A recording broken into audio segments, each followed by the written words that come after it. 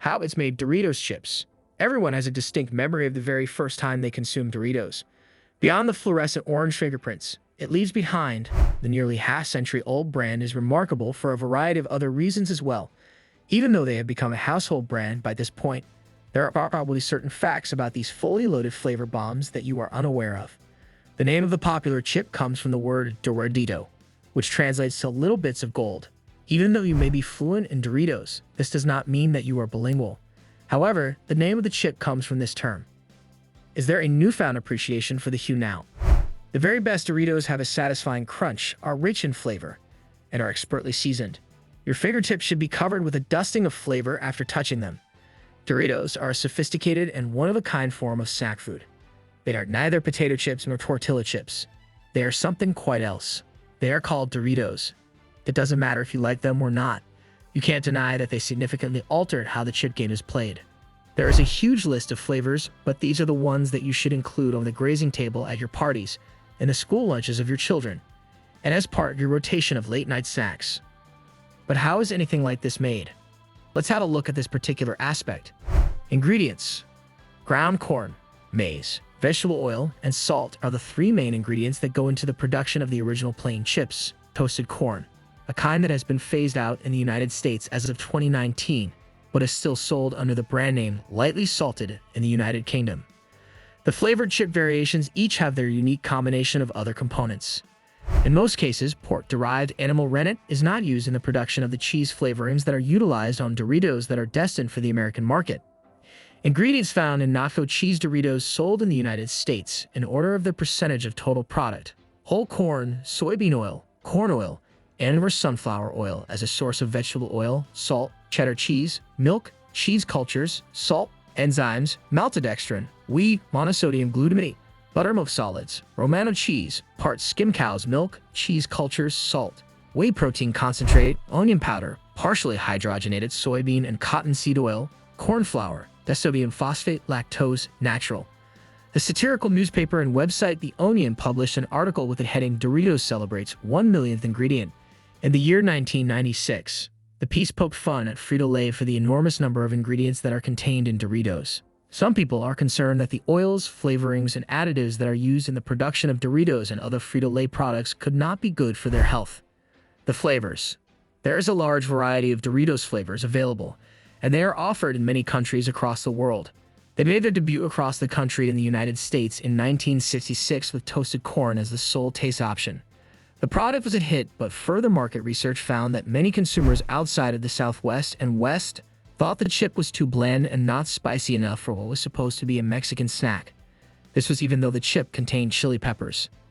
As a result, Frito-Lay came up with a Doritos taste inspired by tacos. Doritos introduced a mystery flavor for the first time in 2008. Puzzles to be solved to receive rewards in the form of quests. Mountain Dew was revealed to be the flavor of the enigma. Under the brand name Doritos Late Night, Doritos introduced two new tastes in 2009: Tacos at Midnight and Last Called Jalapeno Popper. In addition to this, the X13D flavor was altered to be a nighter cheeseburger. The first step in the process of making tortilla chips is a straightforward one. This is true regardless of whether or not you intend to transform them into Doritos. You will require these items for your tortilla chips. Tortillas are made from soft corn. An oil with a mild flavor, such as sunflower, soybean, canola, or any of the others mentioned. Spread a very thin layer of oil on both sides of one tortilla using a pastry brush. The oil should cover the tortilla completely. Place on a cutting board face down and stack additional cutting boards on top of each other. Continue in this manner until you have a sizable pile. Take a sharp knife and divide the stack of tortillas that you have into 6 evenly. Spread out on a baking sheet that has been greased. It makes a little difference whether or not your triangles contact one another, but you should make every effort to avoid having any overlap. Bake them at 350 degrees for approximately 10 minutes, or until they begin to faintly brown. Be sure to keep a close eye on them to prevent them from catching fire. Mix the seasonings in the second step. This was the challenging part, but I pushed myself through intensive research to perfect the Cool Ranch powder so that I could offer it to the manufacturers. During this process, a large number of bags of Doritos were consumed, and we would like to extend our gratitude to Carly for her assistance in the test kitchen. Make sure that your seasonings are well combined by using a whisk and a small bowl. These are only rough estimates, The most important thing is to conduct taste tests according to your particular tastes. However, by using these components in the appropriate proportions, I was able to create a powder that tasted almost identical to the original. Asterisk a half packet of ranch mix from Hidden Valley, asterisk a quarter of a cheese powder packet taken from a package of white cheddar mac and cheese. Asterisk 1/4 of a teaspoon of salt and garlic, asterisk half of a teaspoon of salt, asterisk 1 level teaspoon of powdered onion, asterisk paprika, with a pinch. Approximately 1 huge bag's worth of seasoning was produced by doing so. You'll need about half a teaspoon's worth of the finished spices for every single baking sheet of chips. Step 3. Cover the chips with glaze. Before you cover your freshly made tortilla chips in the deliciousness that is Doritos, you will first spritz them with oil. In an ideal world, I would use my oil and mist it or spray it on the chips using some kind of spray bottle or mister. However, I do not possess those things, so I decided to investigate the assortment of Pam spray oils available at my local grocery shop. If you are going to do this, I strongly suggest that you read through some of the components that are listed on the back of the product before you purchase it. A lot of those products contain unusual substances for non-sticking, but that reason isn't applicable here. When you have some oil at your disposal, give the chips a light coating of it while they are still on the baking sheet.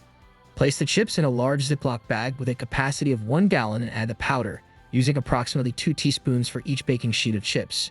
If you prefer them to be more potent, add more. Move it. You are going to see that the powder adheres quite well to the chips. Step 4. Have fun with it. That was a piece of cake. You can indulge in a guilt-free snack of Doritos if you pour them into a bowl first, or don't, depending on whether or not you think they are more fun to eat straight from the bag. Asterisk note, my goal with this Instructable was to demonstrate how to make Doritos fully from scratch. But if you're in a panic and need to satisfy your hunger for Doritos, I'm willing to wager that you can use this powder mix to cover the tortilla chips that you got at the store, and the result will be perfectly satisfactory. If you decide to give this a shot, be sure to let me know how it turns out. So this is the end of our today's video. Do you like it? Kindly give your valuable response in our comment section below, and don't forget to subscribe to our YouTube channel for more interesting and informative videos.